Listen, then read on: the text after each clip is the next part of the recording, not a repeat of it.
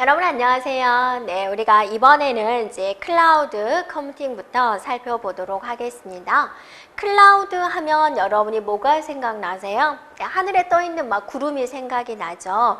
그래서 구름은 어떠세요? 전 세계인들이 다 보이죠. 그래서 클라우드 하면 우리가 서로 빌려 쓴다, 임대한다 라고 생각을 해주면 돼요. 클라우드 컴퓨팅, 클라우드 컴퓨팅 뭘 한다? 빌려 쓴다 라는 거죠.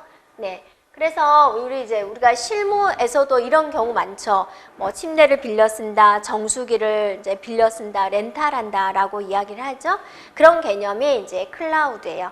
그래서 인터넷 상에 있는 이 구름 서버라고 생각해 주면 돼요. 서버에다가 여러 가지 프로그램을 놔두고 또는 이제 필요할 때마다 컴퓨터로 불러와서 사용하는 이제 서비스다라는 겁니다. 그래서 개인 단말기에서는 단지 입력과 출력에만 신경을 쓰고 정보 분석, 처리, 저장, 관리, 유통 이런 업무들은 모두 클라우드라고 불리는 곳에서 제3의 공간에서 이제 처리한다라는 의미가 되겠습니다. 네. 그래서 이 컴퓨팅, 클라우드 컴퓨팅은 어떻게 시작이 되었느냐. 우리 실무에서도 우리가 이제 빌려서 쓰잖아요. 그러니까 솔직히 여러분 오피스 프로그램을 이제 구입해서 쓴다? 포토샵 프로그램을 구입해서 쓴다? 좀 거금이잖아요. 몇십만 원 되는 걸 이제 샀어요. 근데 조금만 있으면 버전업이 돼버리잖아요. 그럼 그때 또 사야 돼요. 그죠? 네, 그래서 좀 힘든 거죠. 그래서 우리가 이제 이 소프트웨어도 우리가 이제 정수기를 렌트해서 쓰듯이 소프트웨어도 좀 그렇게 쓰는 방법 없을까? 또 하드웨어적인 걸 그렇게 하는 게 없을까 해서 이제 나온 거죠. 컴퓨팅 환경은 공공시설을 쓰는 것과 같은 그런 개념에서 이제 유래가 되었다라는 거죠. 그래서 서버라든지 소프트웨어의 임대 사업을 이제 설명하면서 사용을 했다. 구름을 뜻하는 것은 이제 구름 속에 있는 IT 자원을 이용을 한다라는 거죠. 그래서 이런저런 서비스를 우리가 이제 한 번에 활용할 수가 있죠. 구름 속에서 빌려다 쓰니까 내가 혼자 하려면 어때요? 이거 다 구축을 해야 되는데 그냥 이제 여기 있는 서버에서 빌려다 쓰는 거기 때문에 여기 있는 서비스를 이용할 수가 있죠. 그래서 우리가 이제 사무실을 하나 이제 사업을 할 때 사무실을 차리잖아요. 그러면 얻어야죠. 보증금 있어야죠. 그것뿐만이 아니라 책상이 있어야죠. 전화기, 복사기, 뭐 이것저것 다 많이 있어야 되는데 요즘에는 사무실도 어떠세요? 한 곳에서 이제 다 마련이 되고 빌려주는 거죠. 이렇게 마련이 되어 있는 상태에서 몸만 들어가서 사무 업무를 쓰고 계약 기간 끝나면 또 그냥 몸만 빠져나오는 거죠. 이런 개념이 된다라는 겁니다. 그래서 클라우드 컴퓨팅 하면 여러분이 뭐 생각해요? 빌려 쓴다라고 보면 되세요. 네. 자, 빌려 쓰는데 종류가 있어요. 뭐를 빌려 쓰냐에 따라서 이렇게 구분을 하고 있어요. 자, 여러분 이거 기억합니다. 네. 자, 기억을 해주고요. 볼게요. IaaS, PaaS, SaaS예요. 하드웨어를 빌려 쓰느냐, 소프트웨어를 빌려 쓰느냐, 여러 가지 플랫폼을 이제 빌려 쓰느냐, 이것에 따라서 이제 나누고 있습니다. IaaS는 이제 하드웨어를 빌려 쓰는 거예요. 하드웨어적인 자원을 빌려 쓰는 것이고, S, 소프트웨어 보이죠? 소프트웨어를 빌려 쓰는 것을 S로 시작한, 소프트웨어가 S로 시작하잖아요. 그래서 SaaS다라고 해요. 플랫폼을 임대하는 겁니다. 그래서 구축하는 여러 가지 형태를 임대받는 것이 이제 PaaS가 돼요. 자, 여러분 교재 한번 보세요. 교재 한번 보면 클라우드 서비스 유형 3가지에 대해서 나와 있죠. 네, IaaS 하드웨어적인 자원입니다. 네. 그 다음에 이제 PaaS는 이제 플랫폼입니다. 그러니까 프로그램에 대한 개발, 테스트, 제공, 관리, 이렇게 구축해 주세요라고 요구하는 거죠. 이제 주문형 환경을 이제 제공을 하고 있다라는 거고, SaaS는 여러분이 이제 좀 해본 사람도 많이 있을 거예요. 소프트웨어 자체를 이제 임대를 받는 거죠. 그래서 인터넷을 통해서 해당되는 프로그램을 이렇게 사용하는 그런 방식을 말을 하고 있습니다. 자, 3가지 어떻게 한다 기억을 하기 바라고요. 자, 이런 클라우딩 컴퓨터의 좋은 점은 뭐예요? 일단 안전하게 보관할 수 있어요. 여러분, 그 네이버에서도 클라우드 서비스가 있죠. 내가 몇 개의 파일을 일정한 공간에 무료로 쓰는 것은 5기가까지 쓸 수가 있고, 더 많은 공간을 원한다. 그러면 이제 유료로 전환해서 우리가 쓸 수가 있는데요. 여러분이 만약에 나의 모든 정보를 이제 하드디스크에 저장을 했어요. 근데 컴퓨터라는 것은 어때요? 조금 바이러스에 걸린다든지, 뭐 그게 이제 충격이 가해진다든지, 그럼 어떠세요? 그 속에 있는 내용이 깨져버릴 수가 있죠. 저도 외장 하드 1테라짜리가 있었는데, 이제 어떤 바이러스에 걸려가지고, 이제 외부로 가져와서 그쪽 컴퓨터에다 꽂아서 작업을 하다가, 좀 바이러스 쪽에 걸려가지고 좀 망가진 경우가 있어요. 그래서 그거 복구하느라 굉장히 힘들었거든요. 그래서 모든 정보들을 책 편집하는 거, 그런 내용들이 다 들어있고, 하는데 그게 이제 망가지면 큰일 나잖아요. 그래서 막 업체 찾아가서 다시 살리는데 굉장히 힘들었거든요. 근데 클라우드 공간에 이제 정기적으로 이제 놔두면 어떠세요? 일단 안전하죠. 내 컴퓨터가 망가지더라도 클라우드에 원본이 있기 때문에 그 소중한 정보를 이제 보관할 수 있다라는 거고, 전문적인 하드웨어 지식이 있나요? 없어요. 클라우드 서비스를 이용할 때 그냥 접속해가지고 그곳에 가서 자료를 다운로드 받으면 되니까, 네, 그런 좋은 점이죠. 일단은 안전하게 보관할 수 있다라는 거죠. 네. 그런데 이제 단점은 뭐겠습니까? 네. 이제 또 해커가 서버를 공격할 수가 있죠. 어느 날 네이버 서버를 공격을 해봤어요. 난 네이버 클라우드한테 모든 자료를 넣어놨는데, 그런 일은 좀 없겠죠. 거의가. 근데 서버가 공격당하면 일단은 개인정보가 많이 유출이 되죠. 그래서 여러분이 막 이제 나의 통장, 나의 주민번호 그런 것들을 다 사진에 찍어가지고 클라우드에 보관하고 있는 경우도 있습니다. 뭐 보안카드 같은 것도. 그런데 이제 내 서버, 내가 이제 저장해 놓은 서버가 공격이 당하면 그 해커가 나의 정보를 다 볼 수가 있는 거죠. 네, 역시나 뭐예요? 개인정보 보안의 문제다. 정보사에서 가장 크게 주의해야 될 것이 이제 보안에 관련이 되는 거죠. 네, 그래서 만약에 서버가 손상이 됐다. 그럼 복구하는 방법 없겠죠. 당연한 이야기입니다. 역시나 클라우드의 장점, 안전하게 보관할 수 있다. 단점, 개인정보 유출의 문제가 있을 수 있겠군요. 라고 이제 우리가 볼 수가 있겠군요. 네.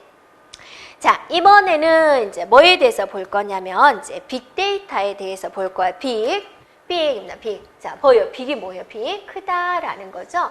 데이터의 덩어리가 커요.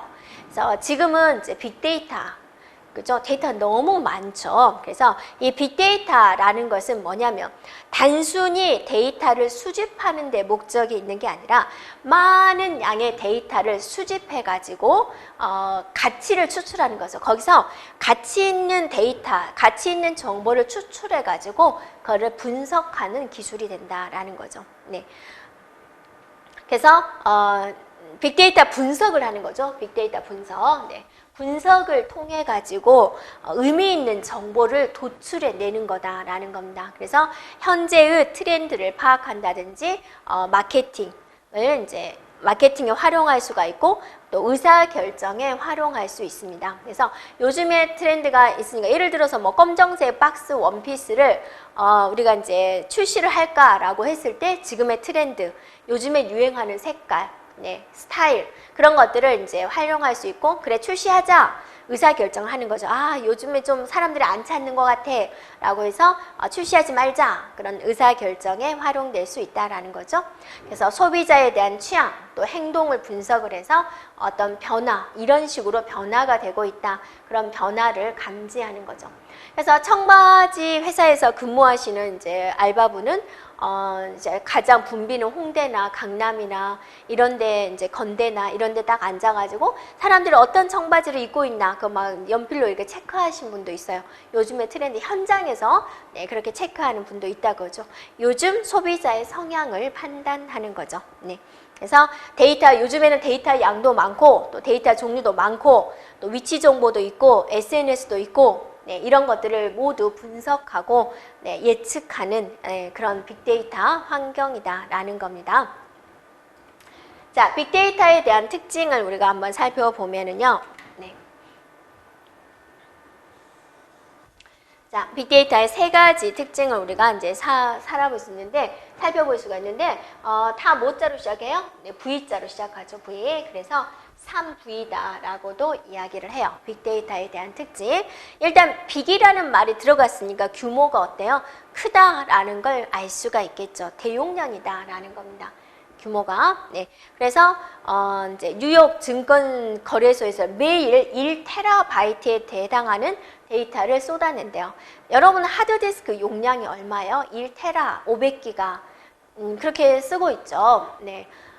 그 양은요 어마어마한 겁니다. 내는 하루에 1테라바이트 정도의 데이터를 쏟아내니까 그 양이 얼마겠습니까? 매일 하루에 하드디스크 한 대씩 간다라고 생각해 주면 돼요. 어마어마하죠? 또 여러분 생각해 보세요. 우리 주변에 CCTV 엄청 많죠? 그 CCTV의 영상을 보관을 하는 건데 만약에 수년치를 보관을 해야 된다라고 생각해 보세요. 그럼 그 용량이 얼마겠습니까? 우리나라 전체 도로의 CCTV 영상을 수년치를 보관을 해야 된다. 엄청나겠죠? 그래서 일단은 규모가 굉장히 크다라는 거고요. 그 다음에 이제 다양성입니다. 그러니까 여러분이 네이버에 검색어를 치면 그 검색어에 관련된 정보가 굉장히 많이 있죠. 그것뿐만이 아니라 그것만 분석하는 게 아니라 여러분 SNS에서 오가는 그런 내용들까지 분석이 가능하다라는 거죠. 뭐 페이스북에 글을 남긴 것들 그런 것들을 모두 분석을 하고 유튜브에 동영상 올리잖아요. 그 동영상에 대한 영상의 내용까지 분석을 한다라는 거죠. 음원 파일도 분석에 사용될 수 있다. 그죠? 그러니까 우리가 단순히 텍스트만의 데이터가 아니라 여러분 SNS 상에 글자 올릴 때 맞춤법 생각해서 바르고 고운 말을 쓰나요? 외계어 막 쓰죠. 이렇게. 그다음에 알았어, 응, 이런 것도 쓰잖아요. 네, 단순하게 이렇게 쓰잖아요. 이런 것들도 모두 해석이 가능하고 다 이렇게 분석이 가능하다라는 겁니다. 이런 거. 그 다음에 이제 속도입니다. 속도. 네. 당연히 현재 사회에서 속도는 빨라야 되죠. 자, 만약에 1000장의 A4 용지가 있는데 그걸 분석해서 결과를 내줘야 돼요. 한 달이면 누구나 다 해요. 그죠? 2, 3일 만에 끝내는 거, 그게 능력자잖아요. 네. 그래서 빅데이터는 일단 속도는 빠르게 됩니다. 그래서 우리가 이제 빅데이터 분석하는 툴을 이용을 하는 거죠. 빠르게 분석하는 툴입니다. 그래서 우리 인간이 막 몇 날, 며칠, 한 달 걸릴 거를 그 툴을 이용하면 어떠세요? 굉장히 빨리 끝나고 내가 원하는 그런 정보를 빨리 얻을 수 있는 그런 형태죠. 그래서 빅데이터의 세 가지 특징이 있습니다.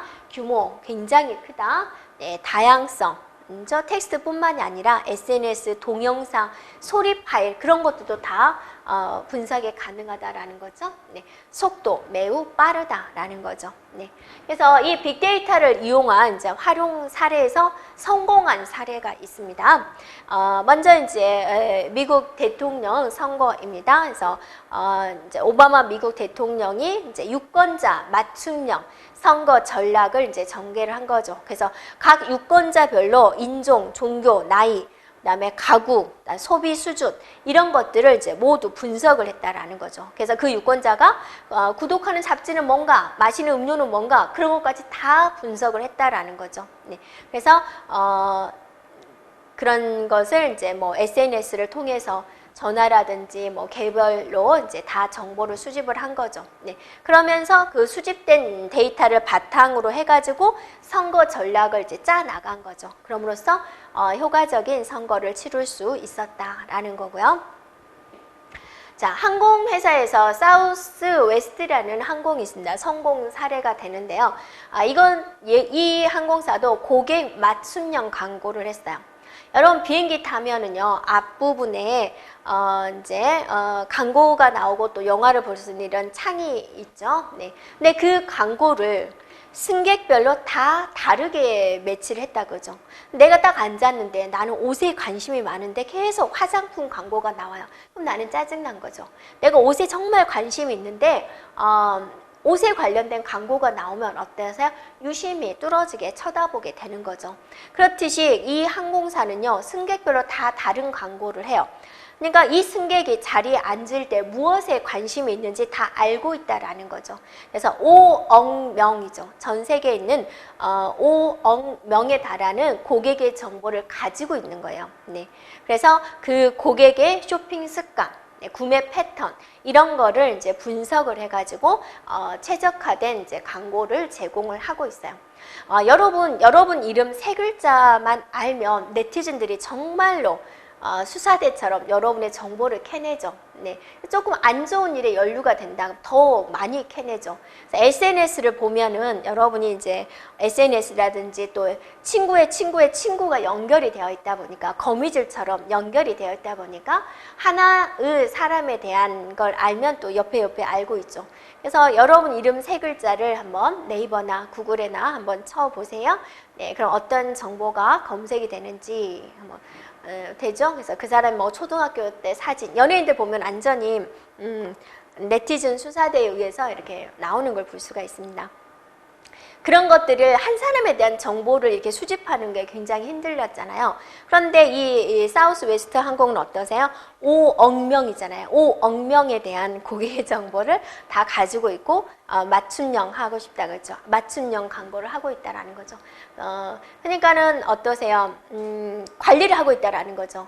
그게 5억 명의 고객을 관리한다는 게 쉬울까요? 어렵습니다. 하지만 이 항공사는 그게 소중하다라는 걸 아는 거죠. 네, 그럼으로써 이렇게 발전이 되었다라고 볼 수가 있습니다. 네. 자, 그 다음에 이제 아마존의 예측 배송이 있습니다. 아마존 예측 배송. 얘는 이제 아마존 하면 빠른 배송으로 이제 유명합니다. 그래서 여러분이 이제 아마존이라는 쇼핑몰에서 물건을 클릭을 해요.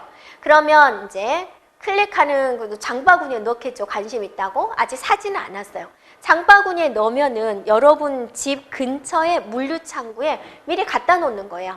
그래서 이 사람이 아마 이제 사면 좋은 거고 안 사면 말고 해가지고 미리 물류창고에 갖다 놓은 거죠. 그래서 관심 있게 이제 쳐다보면 그 상품을 열고 나서 몇 초 동안 또는 몇 분 동안 머물렀느냐 그것까지 파악을 하고 있다라는 거죠. 네. 그리고 이제 여러분 그거 생각하세요? 내가 만약에 가구에 관심, 침대 하나 살까? 침대 한번 누르고 나서 몇 분 머물렀는지 여러분 계산하세요? 안 하잖아요. 그런데 여기 사이트, 여기 쇼핑몰은 그걸 다 알고 있다라는 거죠. 그래서 무엇에 관심이 있는지라는 것도 알고 있고, 또 여러분이 이런 거죠. 내가 이제 침대에 관심이 있었어요. 이제 쇼핑몰 닫고, 자, 열심히 또 인터넷을 또 한번 또 열어봤더니 오른쪽 하단에 침대가 봤던 그 침대가 계속 나오네. 그럼 더 또 막 살까 말까 하다가 에라 사자 해가지고 구매하는 그런 경우도 있죠. 네. 그렇듯이 이제 마케팅에 굉장히 활용을 하고 있다라는 거죠. 네. 근데 내가 보세요. 내가 오전 9시에 주문을 넣었어요. 그런데 11시에 배송이 되네요. 그럼 기분 좋죠. 네. 그런 식이다 그거죠. 내가 클릭하는 순간 그 물품을 여러분 주변에 물류창고에 미리 배송을 해 놓는 거다. 그렇죠. 그래서 주문하면 바로 배송할 수 있도록 해주는 거죠. 네. 그게 이제 아마존 예측 배송이 됩니다. 네. 그래서 또 이걸 또 활용을 해서 이용하고 있는 또 쇼핑몰이 있죠, 우리나라에. 네. 그 다음에 이제 서울시의 심야버스입니다. 이것도 성공 사례로 보는 거죠. 자, 그러면 여러분이 이제 밤 12시가 되면은 이제 버스가 끊겨요. 근데 회사에 이제 야근을 하고 집에 돌아갈 때 항상 거금의 택시를 잡아야 되는 거고, 또 택시가 또 안 잡히면 좀 힘들죠. 그런데 심야버스가 있다라는 거죠. 그럼 여러분이 기획자라고 생각을 해보세요. 서울시 심야버스 기획자입니다. 정류소를 어디를 할까 고민이 되겠죠. 이거 성공해야 되는데 사람들이 많이 퇴근하는 곳, 많이 찾는 곳을 이제 찾아야 되겠죠. 그걸 어떻게 찾을 거냐라는 거죠. 그래서 심야 택시의 승하차 데이터를 분석을 했습니다. 네. 그리고 그 시간에 전화가 어디서 많이 하는지 그것도 이제 파악을 한 거죠. 그래서 해봤더니 심야 택시 승하차를 해봤더니 강남이 제일 많더라. 그럼 당연히 강남에 정류소를 만들어야 되겠죠. 그 다음에 또 이제 막 분석을 한 거죠. 이렇게 통화량은 데이터를 기반으로 분석을 해봤더니 홍대, 동대문, 신림역, 강남, 종로 이런 데서 이제 통화량이 많더라. 택시를 부르고 아빠 나 데려와 막 그런 통화가 있었겠죠. 그렇게 유동 인구가 많은 곳을 이제 정류소로 이제 잡은 거죠. 그래서 본 거고 노선별로, 요일별로 패턴을 해서 몇 시까지 할 거냐 그런 것도 이제 다 정리를 해야 되겠죠. 네. 그럴 때 빅데이터 분석을 해가지고 이거를 이제 활용을 했다라는 부분이 되겠습니다. 되겠죠? 자, 역시나 이 빅데이터의 문제점은 뭐예요? 개인정보 침해가 되겠죠. 그러니까 내가 언제 전화를 했는지 알고 있다라는 거죠. 내가 언제 심야택시를 탔는지 알고 있다라는 거죠. 그러니까 어디서 심야택시 승하차 데이터를 분석했다는 소리는 실명만 안 나왔다 뿐이지 A라는 사람, B라는 사람, C라는 사람 여기서 택시를 타고 여기서 내렸어요. 그 데이터를 가지고 있다라는 거죠. 그러니까 맘만 먹으면 어때요? 나의 사적인 정보까지 수집이 된다라는 거죠. 만약 그게 유출이 되면 어쩔까요? 나의 사생활에 문제가 생기는 거죠. 그래서 개인 정보에 대한 내용이 이제 필수적이다. 어차피 정보화 사회에서는 개인 정보를 우리가 이제 항상 그게 문제가 되는 것이고 또 여러분의 정보는 나 스스로 조금은 그죠? 네. 조심을 해야 되는 그런 부분이 되겠습니다. 그래서 지금 우리가 클라우드 컴퓨터와 빅데이터에 대해서 이제 살펴봤는데 결론은 우리가 클라우드 하면 빌려 쓴다라고 생각해 주면 되고 클라우드 서비스 유형 3가지가 있죠. 네, 그거 기억을 해주면 되고요. 그 다음에 이제 빅데이터에 대한 정의, 많은 데이터들 중에서 그냥 텍스트뿐만이 아니라 SNS, 동영상, 소리 거기에 있는 데이터까지 여러분 소리를 할 때 동영상을 할 때 막 말을 하잖아요. 그 말을 텍스트로 받아서 수집을 하는 거죠. 동영상에서 어떤 말을 했다 그것도 다 수집이 된다라는 겁니다. 그런 이제 빅데이터라는 거, 빅데이터에 대한 정의, 빅데이터의 특징 3가지, 3부위가 있었죠. 네, 거기까지 기억을 해주면 되겠습니다. 활용 부분은 이제 우리가 이거를 그 용어를 좀 더 이해하기 위해서 거기다 풀어다 놓은 거고요. 우리는 뭐를 기억해요? 개념적인 거, 그다음 특징적인 거 기억해주면 되겠습니다. 자, 여기까지 진행하고요. 다음 시간에 증강현실에 대해서 살펴보겠습니다.